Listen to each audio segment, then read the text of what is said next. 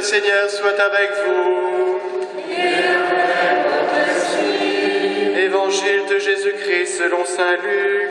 Gloire à toi, Seigneur.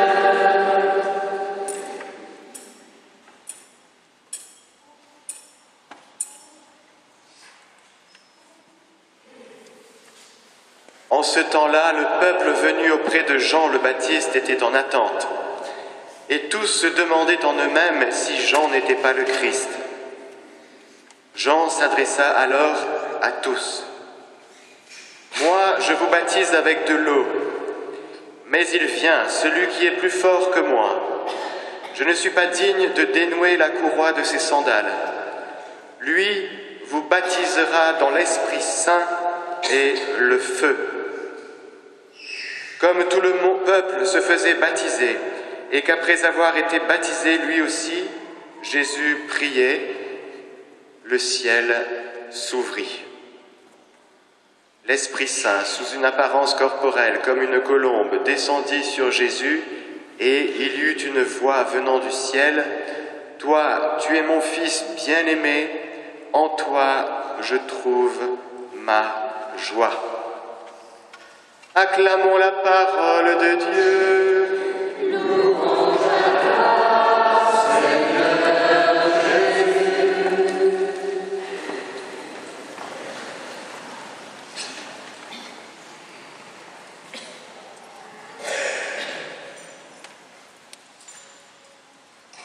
Frères et sœurs, j'ai une bonne nouvelle pour vous. J'ai trouvé le remède anti-vieillissement. Ça vous intéresse? Enfin, c'est pas moi qui ai trouvé, c'est l'Église qui a trouvé. Enfin, c'est pas l'Église, c'est le Seigneur lui-même qui a trouvé le remède anti-vieillissement. C'est saint Paul qui nous le dit, c'est le Seigneur à travers saint Paul, par le bain du baptême, en grec, par le bain de la régénération. Il nous a fait renaître et nous a renouvelés dans l'Esprit Saint. Alors bien sûr, il y a nos petites questions de rides qu'on prend sur le visage jour après jour, qu'on essaie de maquiller, de masquer. Mais le plus important, évidemment, ce sont ces petites rides qu'on prend dans l'âme, de par le péché, de par nos manques de vigilance, nos manques d'attention, à justement cette grâce du baptême, cette grâce qui est déposée en notre cœur. En surabondance. Cet esprit, Dieu l'a répandu sur nous en abondance par Jésus-Christ, notre Sauveur. Alors nous fêtons le baptême de Jésus.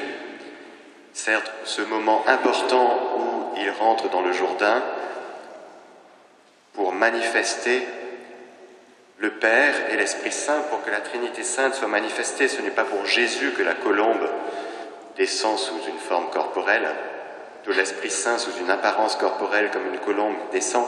C'est pour ceux et celles qui sont là, qui ont besoin de voir comme un signe, qui ont besoin d'entendre cette voix qui vient du ciel et qui s'adresse à Jésus, pour que soit dévoilé aux yeux de ceux et celles qui sont là un petit peu le mystère de la Trinité.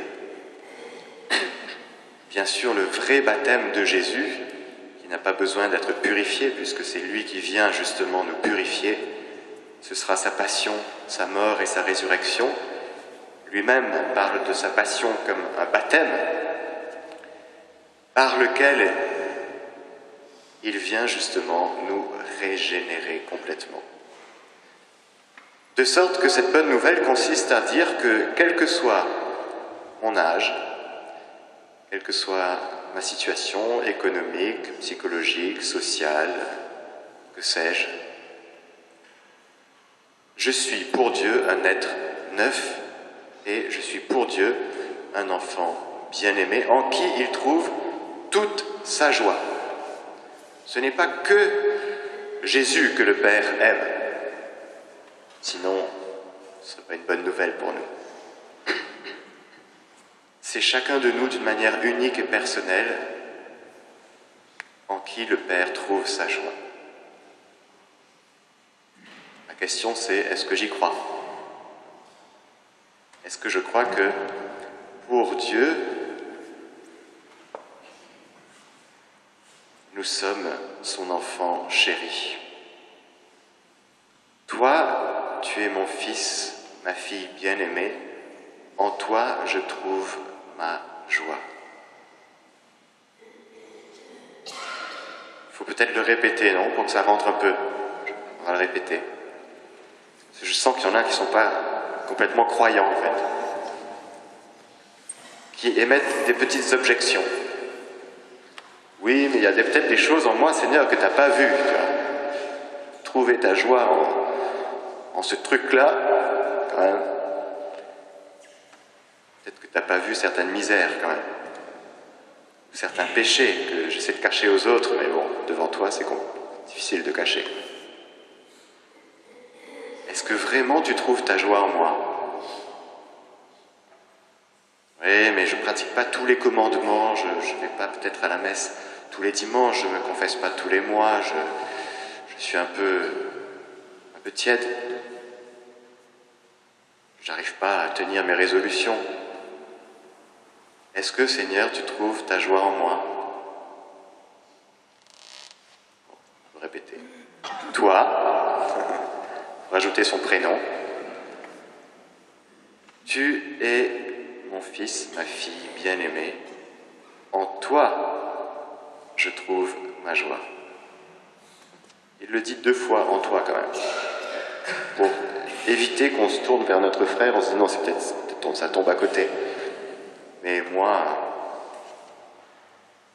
si de temps en temps, tu me regardes, de temps en temps, tu me donnes une petite grâce, de temps en temps, tu t'occupes de moi, parce que tu as tellement de personnes à t'occuper, tellement de personnes qui te demandent des grâces à longueur de journée, mais moi là-dedans, je suis en toi, je trouve ma joie. Voilà la grâce du baptême. La première grâce du baptême, frères et sœurs, c'est de nous adopter. Nous étions tous orphelins, en train de brailler dans un orphelinat sans père, sans mère. Et le Seigneur s'est penché sur nous et il nous a adoptés. Il nous a dit justement, celui-là, je le veux pour moi. Il est à moi, c'est mon fils, ma fille.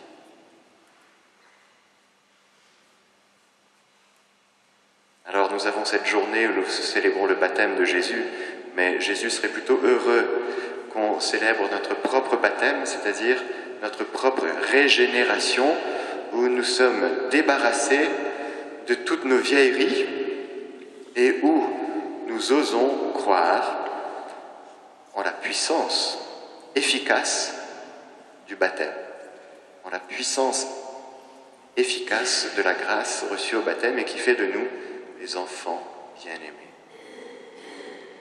Alors, nous avons une journée pour nous réjouir d'être baptisés. Vous connaissez cette histoire où on pose la question à Saint Jean-Paul II, très Saint-Père, le plus beau jour de votre vie, c'est quoi? Il n'a pas répondu le jour où il est devenu pape ou évêque ou prêtre. Il a dit le plus beau jour de ma vie, c'est le jour de mon baptême. C'est le plus beau jour de notre vie. Car ce jour-là, nous avons été régénérés, rajeunis complètement. Comme Marie, plus jeune que le péché. Vous savez. Le jour de notre baptême, nous sommes devenus plus jeunes que le péché.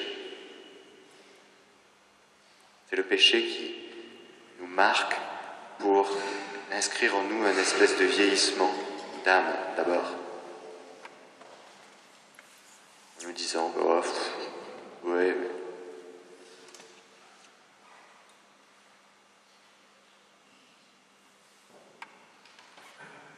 Allez,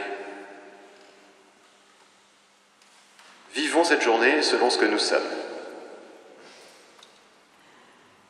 Si je pense que je suis nul, abandonné, pas intéressant, pas aimable, ça va donner un certain type de journée, vous voyez, je vais longer les murs ou essayer de me faire aimer en allant chercher l'amour à gauche, à droite, pour qu'enfin quelqu'un s'intéresse à moi.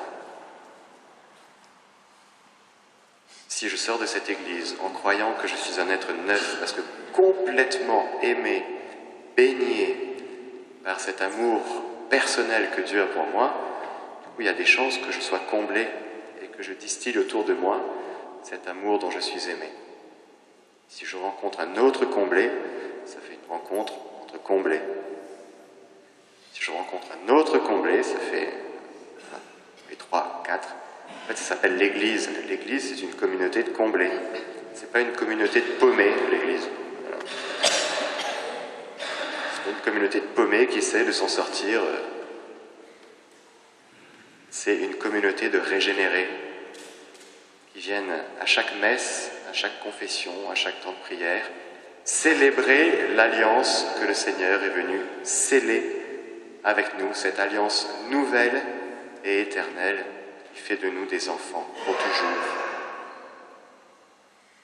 La messe, c'est une célébration d'une alliance déjà réalisée.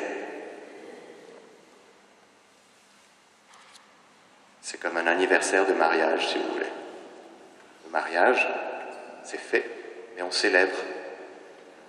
Chaque dimanche, on célèbre notre salut, notre rédemption et cet amour fidèle que le Seigneur a pour nous, malgré nos infidélités, et nous osons croire. Nous osons croire en sa miséricorde, nous osons croire qu'il continue à nous aimer pour toujours et qu'il continue à trouver en nous sa joie. Amen.